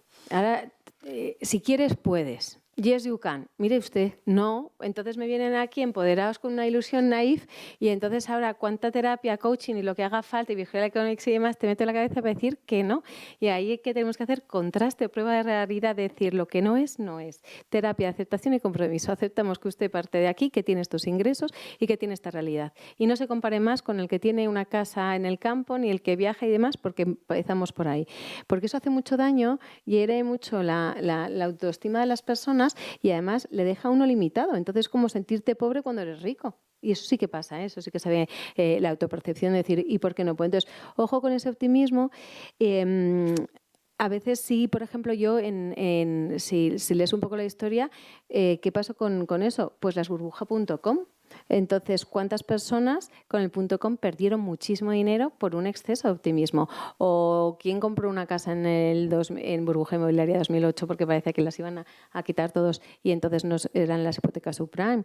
¿Quién deja un trabajo estable siendo conservador y se mete en el mundo de emprendimiento que le han dicho que iba a ganar mucho dinero y de repente se arruina? Entonces, yo aquí diría que para ese exceso de optimismo con realismo hay que entender el contexto, tu realidad, de dónde vienes, dónde estás, dónde quieres llegar, tener una estrategia, y aquí sí que digo mucho autoconocimiento, y eso lo decía mucho en esto, la mejor inversión que puedes hacer, lo decía Warren Buffett, que tenía cosas parecidas a Kahneman, ¿no? Decía, yo invierto solo, decían, ¿cuál es la clave del éxito para que seas el más millonario? Y dice, ¿cómo eliges las empresas? Y si os leéis un libro muy bueno de Guy Spier, que es Invirtiendo a largo plazo, dice, muy sencillo, todo lo que es simple o lo que yo lo complejo lo puedo hacer simple es donde invierto, ¿no? Sentido común y demás. Entonces, la mejor inversión que podemos hacer es en nosotros mismos. Y ese autoconocimiento es lo que nos va a dar un poco que saber regular ese equilibrio. Sí, bueno, yo estoy totalmente de acuerdo con Paz en que es imprescindible el tema del autoconocimiento, porque en el tema, por ejemplo, del emprendimiento, está claro que un factor como es un rasgo como es la impulsividad es definitivo, ¿no? De hecho, en lo que son los emprendedores que montan una empresa desde cero, comparten rasgos de personalidad en un porcentaje muy, muy elevado, ¿no? Y uno de ellos, parte por lo general ser un poco tirando hacia lo extrovertido, pero sobre todo impulsivos, ¿no? Y bueno, pues es que joder, pues si montas una empresa, yo creo que mucha gente de los que las hemos montado, si lo hubiésemos pensado bien, no lo habríamos hecho, ¿no?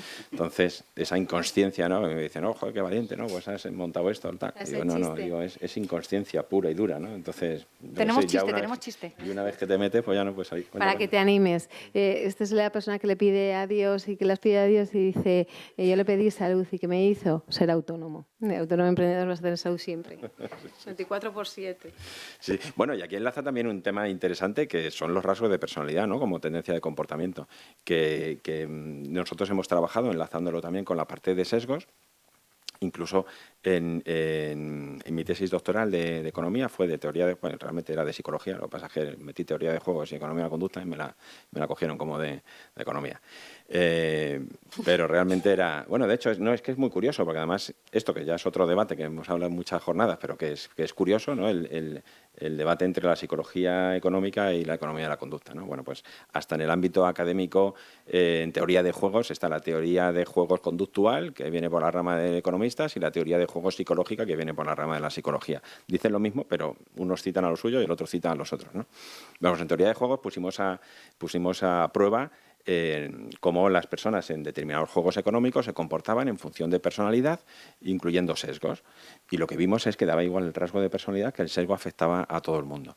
Pero también vimos una cosa, que conforme la intensidad emocional de la situación empezaba a aumentar, es decir, algo que emocionalmente estaba afectando más a tu yo interno, a tus creencias y demás, ahí el sesgo, ya había gente que ya empezaba a haber diferencias, ¿no? Y lo que sería más la identidad, ¿no? Y la personalidad tomaba un poco más el control, ¿no? Entonces, en una situación en la cual no te juegues mucho, como por ejemplo puede ser, yo voy a invertir en un entorno estable, que más o menos, pues oye, tomo mis decisiones, tal, pues ahí los sesgos van a influir mucho, pero cuando eso empiece en crisis, ahí va a saltar la personalidad y la persona con un bisalto va a asustarse y salir corriendo, y la persona con un salto pues aguantará más porque está buscando la recompensa. Bueno, es decir, que ahí la parte de personalidad entra de una manera bastante más interesante.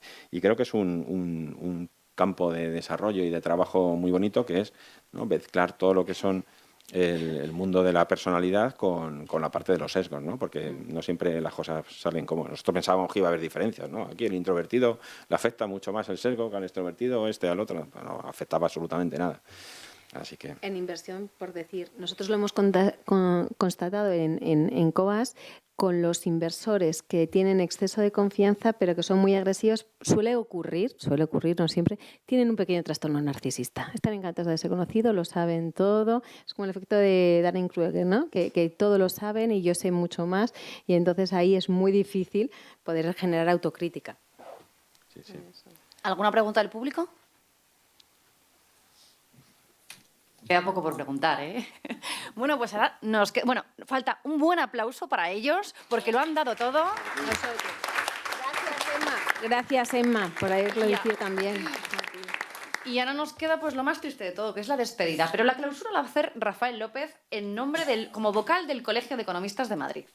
Pues nada, como cierre de las jornadas, muchísimas gracias, sobre todo a Adrián, porque es el que detrás de todo esto es el que se lo trabaja. Es decir, nosotros venimos aquí, contamos nuestras cosas, pero el que se lleva el trabajo de organizar y demás así es él. Así que muchas gracias, Adrián, por dirigir ese grupo de Psicología y Economía tan brillantemente. Muchas gracias a mis compañeros y a todos vosotros por estar aquí. Y bueno, yo me pongo la gorra del Colegio de Economistas. Nos hubiese gustado que estuviese la decana, pero bueno, por cuestiones de agenda no ha podido venir.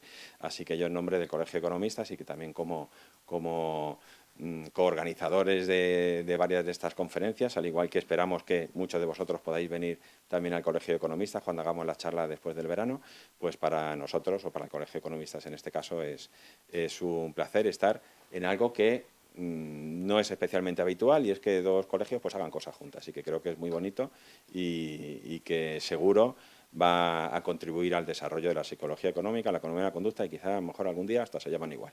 Así que muchísimas gracias a todas.